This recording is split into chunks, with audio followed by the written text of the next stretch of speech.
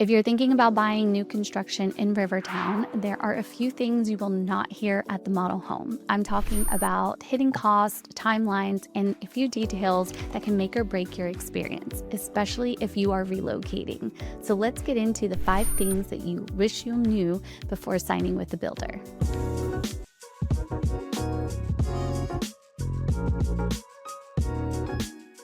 Hey, I'm Kat Cornish, and I live and work in St. Johns County, and I help families relocate to Florida, many of whom are buying new construction in master plan communities like Rivertown. I've walked clients through the process with many builders, and while there's a lot to love about buying brand new, it's not always as straightforward as it looks. So here are 5 things you probably haven't been told and what to do about them. Number 1, you can still use your own agent.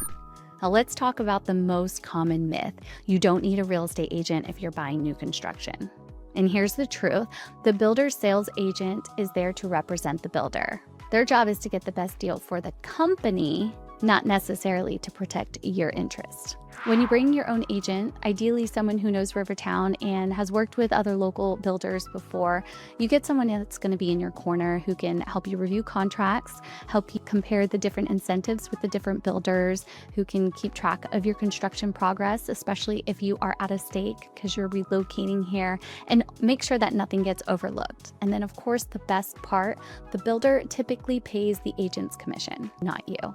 Number 2, the price on the website is not always the full price. So when you're browsing the builder's website, you'll typically see 2 different types of listings. You'll see the quick move-ins as well as the floor plans that you have the option to build from scratch. Now your quick move-ins, also known as your specs or inventory homes, those typically do have accurate pricing online, and those prices include your home site, your structural changes, and the design finishes, because that home is already under construction or could possibly even be completed. But here's the catch. So what you see with those is what you get. You usually can't make any changes to the structural design or even the interior design selections, because everything has already been chosen by the builder.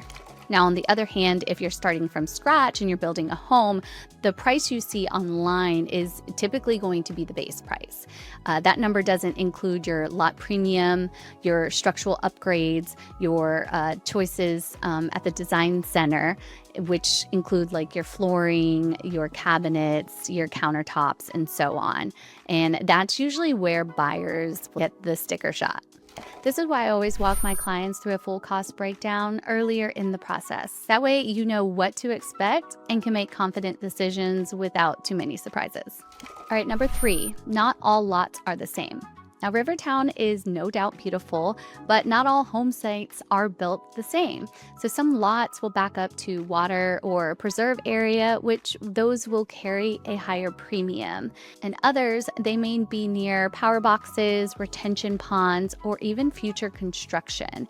And things like sunlight exposure and elevation can really change and affect how the home feels once the home is built. A lot of buyers will make quick decisions based off of the floor plans that they view online without really considering the lot. I always do a walkthrough of the actual home site so that the clients can outweigh their pros and cons of each one, especially if you're relocating and you cannot be here in person. 4, the timeline can change.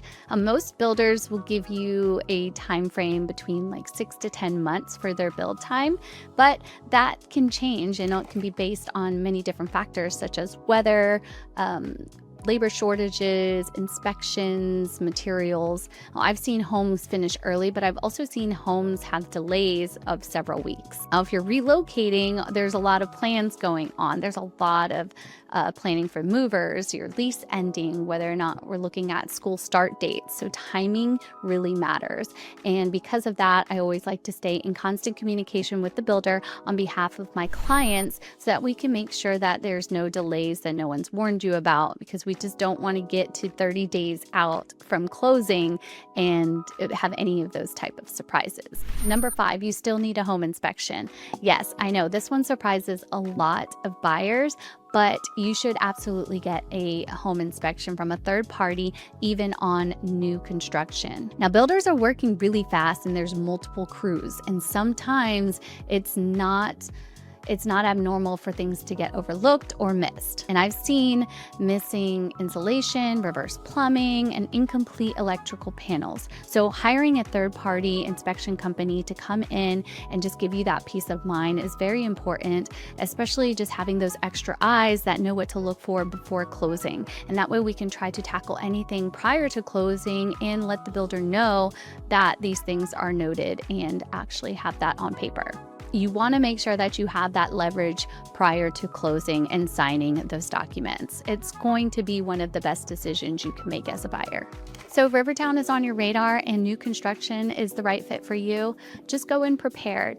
Now, there's a lot to love about customizing your home and having brand new everything, but to have someone by your side who understands the process can help save you a lot of time, stress, and money. I help relocation clients every week navigate through these exact decisions, from lot selections, inspections, builder comparisons, walkthroughs, and closing day.